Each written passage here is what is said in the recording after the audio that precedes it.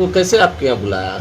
हाँ, बोले थे कि आइए ऐसे मतलब शादी करेंगे, देखेंगे बात विचार कैसे होता है, पास आइएगा तब न देखेंगे। तो बोले ठीक है। कौन तुम बुलाई थी? जी।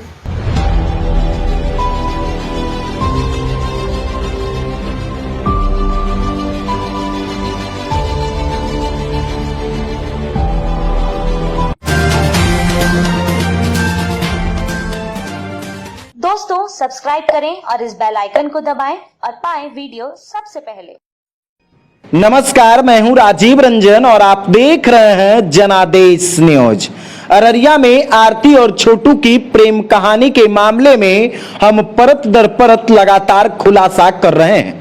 सबसे पहले हमने ही ये खुलासा किया कि आरती लगातार प्रतिदिन झूठ पर झूठ बोल रही है और आरती झूठ का षड्यंत्र रचकर कहीं न कहीं अपने परिवार के साथ धोखा तो किया ही, अब छोटू के परिवार वालों के साथ भी धोखा करना चाह रही है। क्योंकि जिस प्रकार से आरती लगातार झूठ बोल रही है, निश्चित तौर पर पुलिस इस मामले से पर्दा उठाएगी। आपको बताते चले कि इस मामले में पिछले 6 जुलाई को प्रेम के चक्कर में छोटू की हत्या कर दी गई थी। प्रेमिका आरती का कहना है कि पिछले 2 साल से छोटू के साथ उसका प्रेम प्रसंग चल रहा था और आरती की भाभी रूबी देवी ने छोटू को रात्रि के 2 बजे शादी के पर्पस से बुलाया था, जैसा आरती खुद अपने आप को बचने के लिए बता रही है। लेकिन हमने ये खुलासा किया कि पहले दिन जो बयान आरती के द्वारा दिया गया था, जिसमें वह खुद कह रही थी कि आरती यह कह रही थी कि छोटू को हमने देखने के लिए बुलाया था कि आप आइए, पहले देखेंगे बात विचार कैसे होता है, तब शादी की बात होगी। पुलिस इस मामले में लगातार अनुसंधान कर रही है। दर्शकों का यह मांग है, जो इस घटना के प्रति लगातार नजर बनाए हुए हैं, उनका यह मांग है कि आखिर पुलिस इस मामले में क्या कुछ कर रही है। आरती जिस प्रकार से लगातार झूठ पर झूठ बोल रही है, उस झूठ का खुलासा आखिर पुलिस कब तक करेगी।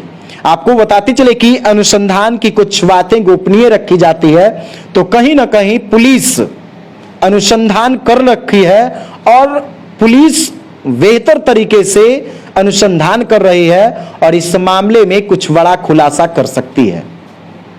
पुलिस अनुसंधान को गोपनीय रखते हुए पूरे अनुसंधान को न्यायालय में समर्पित करेगी। जैसा कल एक निजी चैनल में टेलीफोनिक बातचीत करते हुए अररिया के डीएसपी पुष्कर कुमार ने बताया है कि अनुसंधान का विषय को मीडिया में नहीं लाया जा सकता है, क्योंकि अनुसंधान गोपनीय रखी जाती है। अगर हर एक बात को मीडिया में लाया जाएगा तो कहीं ना कहीं अनुसंधान प्रभावित होगा। उन्होंने यह भी कहा है कि अनुसंधान में प्राप्त साक्ष्यों को न्यायालय में प्रस्तुत करेगी और पुलिस न्यायालय में प्रस्तुत कर सभी साक्ष्यों को छोटू के हत्यारों को सजा दिलाएगी। डीएसपी ने यह भी कहा है कि अनुसंधान की बातें अगर मीडिया में लाई जाएगी तो उससे न्यायालय की गोपनीयता भंग हो सकती है। इस मामले को लेकर डीएसपी ने यह भी कहा है कि इस घटना के मुख्य अभियुक्तों की गिरफ्तारी हो चुकी है। मुख्य अभियुक्तों की गिरफ्तारी हो चुकी है। अब जो भी इस मामले में फरार चल रहे अभियुक्त हैं, उन पर अनुसंधान जारी है। ये बातें भी सत्य है, क्योंकि जिस प्रकार से आरती लगातार झूठ पर झूठ बोल रही है, उस झूठ का खुलासा, उस झूठ के तह तक पुलिस भी जाना चाह रही है कि आखिर यह पूरा मामला क्यों है। ये बात तो मैं पूरे दावे के साथ कह सकता हूं कि छोटू को अपने घर में आरती ने बुलाया था, क्योंकि कल जिस प्रकार से मीडिया के साथियों ने इंटरव्यू लिया है आरती का, वो मीडिया के जो सकारात्मक सवाल हैं उसका जवाब नहीं देना चाहती है और झिझक कर वो मीडिया से कहीं ना कहीं दूर भाग रही है।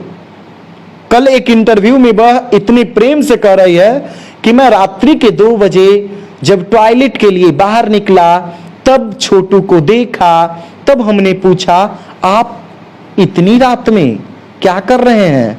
तब छोटू कहता है कि भाभी बुलाई थी शादी के पर्पस से।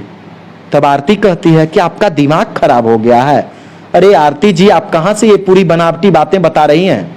क्योंकि आपने घटना के दिन खुद कहा है, वो वीडियो हमारे पास मौजूद है जिसमें आपने खुद कहा कि मैंने छोटू को बुलाया था।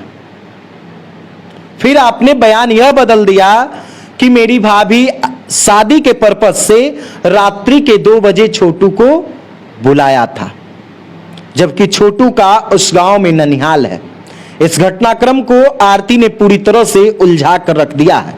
सवाल यह नहीं उठता है कि आरती के माता पिता और परिवार वाले जेल में हैं। सवाल यह उठता है कि छोटू की मौत हुई है। निश्चित तौर पे छोटू के साथ घटना हुई है। यह ना हमने देखा ना किसी और ने देखा कि आखिर उसकी हत्या कौन किया। डीएसपी ने यह भी बताया है कि करंट से उसकी मौत हुई है। पोस्टमार्टम रिपोर्ट में करंट भी सामने आया है। लेकिन आरती जिस प्रकार से कह रही है कि उसके बहनोई, उसके भाभी, उसके पिता, उसके भाई सभी लोग मारपीट करते हुए उसे करंट सटाए, तो 7 व्यक्ति थे। शरीर में 7 जगह पे करंट का निशान होता पोस्टमार्टम रिपोर्ट में, लेकिन केवल करंट से मौत की बात कही जा रही है। और पुलिस इस मामले में लगातार अनुसंधान कर रही है और अनुसंधान की गोपनीयता को ध्यान में रखते हुए, न्यायालय की गोपनीयता को ध्यान में रखते हुए पुलिस अनुसंधान के विषय को सार्वजनिक करना नहीं चाह रही है।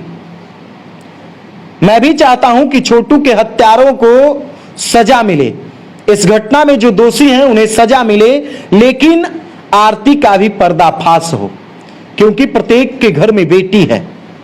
हो ना हो कोई बेटी आरती का उदाहरण लेकर इस तरह का घटना कर सकती है। इसलिए आरती का जो ये पूरा षड्यंत्र है, उस षड्यंत्र का खुलासा होना चाहिए और निश्चित तौर पे पुलिस ही इस पूरे घटना का खुलासा करेगी। आरती इतना तक झूठ बोल रही है कि उसके बहनोई पहले से आए हुए थे, जबकि उन्होंने यह कल कहा है कि फोन जाने के बाद वो आए हैं, छोटू को पकड़ाने के बाद वो आए हैं, उनका बहनोई। तो कहीं ना कहीं आरती किसे बचाने के लिए झूठ बोल रही है? क्या वो अपने शारीरिक हवस को शांत करने के लिए जो ये षड्यंत्र रच रही है, वो किस हद तक रच रही है? क्या वो खुद बचने के लिए ये रच रही है? इस पूरे मामले से पुलिस पर्दा उठाएगी, जो अनुसंधान को न्यायालय में समर्पित करेगी, क्योंकि पुलिस निश्चित तौर पे आरती के कॉल डिटेल्स को भी निकाल चुकी है और पुलिस लगातार अनुसंधान जारी रख रही है और इस मामले में बड़ा खुलासा कर सकती है। डीएसपी ने स्पष्ट रूप से कह दिया है कि न्यायालय में हम अनुसंधान को समर्पित करेंगे, न्यायालय की गोपनीयता भंग ना हो, इसके लिए हम अनुसंधान को सार्वजनिक नहीं कर सकते हैं। दोस्तों, इस घटना से जुड़ी तमाम अपडेट्स लगातार हम आप तक पहुंचाते रहेंगे। छोटू को न्याय मिले, इसके लिए हम लगातार प्रयासरत रहेंगे, लेकिन आरती के झूठ को भी हम उजागर करेंगे।